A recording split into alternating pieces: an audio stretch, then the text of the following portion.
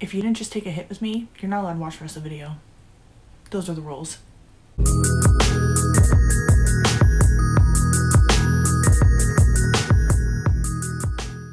Hey guys, welcome back to my channel, however you got here. Anybody on Fox News, anyone who's a so-called conservative, I have no loyalty to. None. If you fuck up, I'm gonna say it. I'm talking to you, Tucker Carlson. So I feel like it's almost wrong for one Carlson to attack another, but here we are. He made this happen. I didn't want to do it, guys. I tried to give him a second chance after he fucked up the first time with Hunter Biden. I'm just so sick of people fucking with our country from within. Like, they're gonna force me to become one of those crazy people who goes around wearing nothing but things covered in the American flag. Like, I'm gonna be just like wearing like American flag all the time, stars and stripes, 24/7, all because these people drove me crazy. I'll paint my skin too to be one big American flag. Then maybe people will realize, oh wow, that bitch is crazy. But also, what is she so fucking intense about? It must be really important. The idea that there's a government running us, taking our money, telling us what to do, but we can't know what's really going on, and people are okay with that. I'm looking at you, Jen Psaki. I just can't stand it. And if maybe you're like a new conservative and you would have seen Tucker Carlson's show tonight, you would think, oh wow, this guy really seems genuine. He really is pissed that this Hunter Biden story did not come out before the election and it was so suppressed. I'll put in some clips now just to show you what the fuck I'm talking about if you have not seen it. And there's nothing wrong technically with what he said. So here you go. If they can derail a story until after Election Day, often that story goes away forever. No one really remembers. And that was precisely the thinking behind the Democrats' response to Hunter Biden's laptop.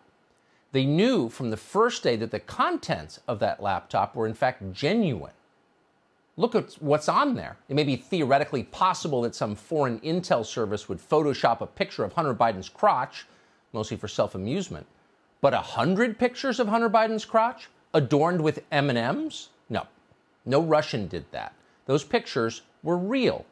And so were the huge numbers of emails and texts from Hunter Biden explaining how he was selling access to his father, then the vice president, and how his father was helping him do it.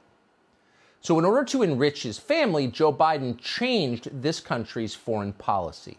That happened, and it was the real crime that Hunter Biden's laptop revealed. That was the real scandal. If voters had understood that, if someone had told them, it might have affected the results of the election, so they couldn't know. The permanent bureaucracy hid that from the country. For 6 months, we heard nothing more.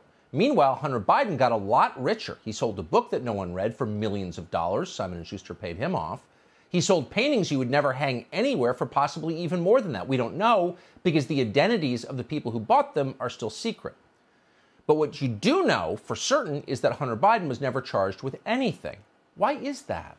It's kind of weird if you think about it, given that Biden himself, Hunter Biden, admitted on television, got that when you cover for a Democratic presidential campaign, you are, according to Politico and Ben Schreckinger, a sober-minded prosecutor. You did the right thing. Good job, David Weiss. You used our justice system to get the right team into the White House. Hope you get rewarded. Hunter Biden can violate all the federal gun laws he wants, and he has, and he knows he'll never be charged. Merrick Garland works for his dad, so he's fine. He can do literally whatever he wants, and as we've seen, he definitely has. Oh, hey again. So like I said, there's nothing technically wrong or concerning in any way, like anything negative really to say about what Tucker Carlson said.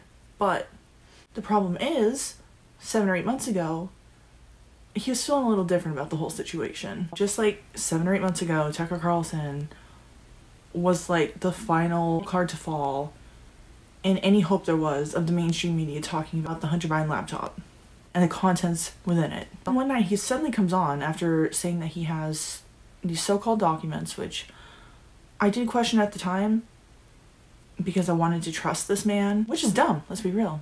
That's fucking dumb to fully trust anybody on the news. But from my perspective, he had been, for the most part, maybe exaggeratory at times, but basically, for the most part, very truthful. And so when he said he had documents and they were being shipped and they were compromised, I was inclined to believe that. And then he said, I'm not going to kick the man when he's down. He's not running for president. So why should I be talking about him? Oh, I actually know him pretty well. I know his wife. She was a great woman. How do you help suppress a story and then come on air and literally bitch about people who suppress the story? A lot of documents about Hunter Biden's personal life that we haven't brought to you, and we're not going to, and we should tell you why. One is the obvious answer.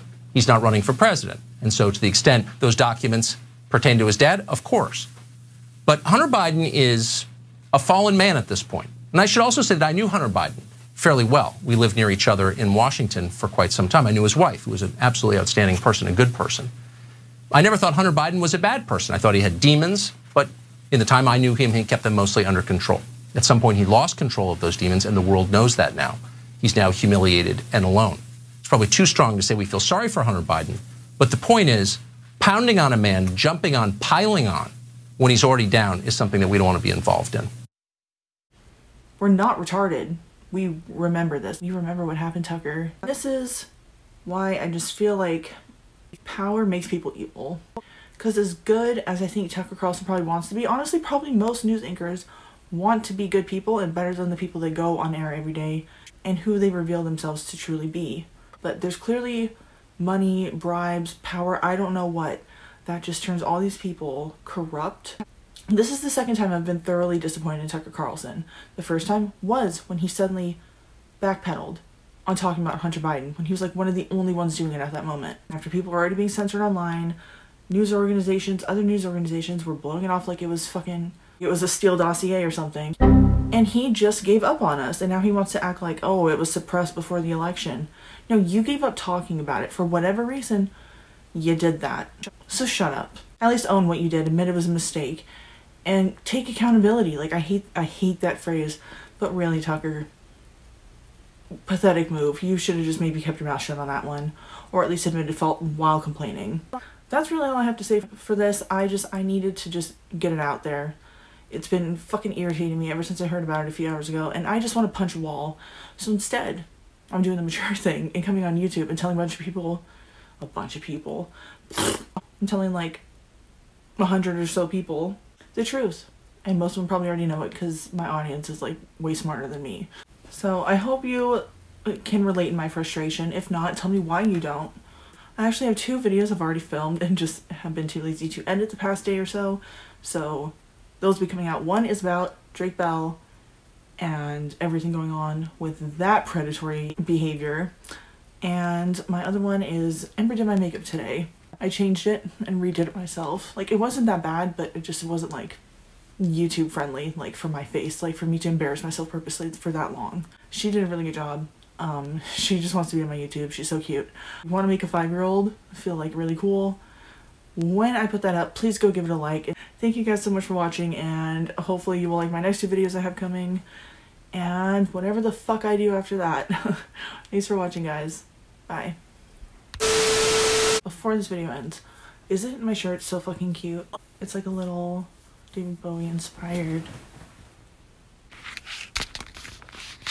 It's like a little David Bowie inspired t-shirt I got from on Etsy. I got like a custom, like, basically the person styles you. Like, you give them some like ideas like of the vibe you're trying to go for. A certain amount of money equals like a certain amount of like shit you get in your box, basically. And I kind of feel bad I challenged this person. I gave him like, my inspirations are Sharon Tate and David Bowie, and I ended up with a gold suit. So they threw in this shirt that they found because they kind of ran late on it, but I actually have another one of those kinds of boxes coming. Actually, 2 of those boxes coming. Whoops.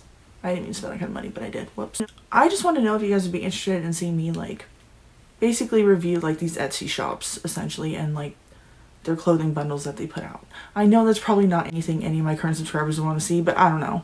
I feel like it'd be fun to show off like cute vintage outfits, but maybe that's just me.